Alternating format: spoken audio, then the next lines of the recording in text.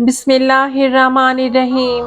سہل بن سعد رضی اللہ عنہ سے روایت ہے کہ ایک شخص جو غالباً دولت مند اور معززین میں سے تھا، رسول اللہ صلی اللہ علیہ وآلہ وسلم کے سامنے سے گزرا تو آپ نے ایک صاحب سے جو آپ کے پاس اس وقت بیٹھے ہوئے تھے پوچھا کہ اس گزرنے والے شخص کے بارے میں تمہاری کیا رائے اور کیا اندازہ ہے؟ انہوں نے عرض کیا کہ یا رسول اللہ، یہ بہت بڑے اور معزز آدمیوں میں سے ہیں۔ یہ ایسی شان والا ہے کہ جس کے گھرانے کی بیٹی کے لیے نکاح کا پیغام دے تو منظور کر لیا جائے، اور اگر کسی معاملے میں سفارش کر دے تو اس کی سفارش ضرور مانی جائے۔ سہل بن سعد رضی اللہ عنہ کہتے ہیں کہ جواب سن کر رسول اللہ صلی اللہ علیہ وآلہ وسلم خاموش ہو گئے اور آپ نے کچھ نہیں فرمایا۔ پھر تھوڑی ہی دیر کے بعد ایک اور اللہ کا بندہ گزرا۔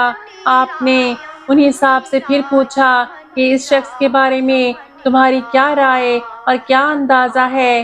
انہوں نے عرض کیا یا رسول اللہ، یہ بیچارہ نادار اور مسکین مسلمانوں میں سے ہے۔ یہ ایسا ہے کہ اگر کہیں نکاح کا پیغام دے تو اس کے ساتھ نکاح نہ کیا جائے، اور اگر کسی معاملے میں سفارش کرے تو اس کی سفارش نہ مانی جائے، اور کوئی بات کہنا چاہے تو اس کی بات نہ سنی جائے۔ ان حضرت کا جواب سن کر رسول اللہ صلی اللہ علیہ وآلہ وسلم نے فرمایا کہ پہلے والے آدمی کی مثل اگر زمین بھر ہو تو یہ اکیلا فقیر و مسکین ان سے بہتر ہے۔ انسانوں کی عام حالت یہ ہے کہ دنیا کی دولت اور دنیا کی بڑائی ہی کو وہ اصل بڑائی اور وزن اور قیمت کی چیز سمجھتے ہیں اور اسی سے متاثر ہوتے ہیں۔ اللہ کے جو بندے اس سے خالی ہوں، اگرچہ ان کے پاس ایمان اور حسن عمل کی دولت کتنی ہی وافر ہو، عام طور سے اہل دنیا ان کو حقیر و ذلیل ہی سمجھتے ہیں۔ یہ حدیث دراصل اسی قلبی اور ذہنی بیماری کے علاج کا ایک نسخہ ہے۔ بہت ممکن ہے کہ آن حضرت صلی اللہ علیہ وآلہ وسلم کے پاس جو صحابہ اس وقت بیٹھے ہوئے تھے ان میں بھی اس مرض کے کچھ جراثیم ہوں، اور آپ نے ان کی اصلاح کے لیے ہی یہ گفتگو فرمائی ہو۔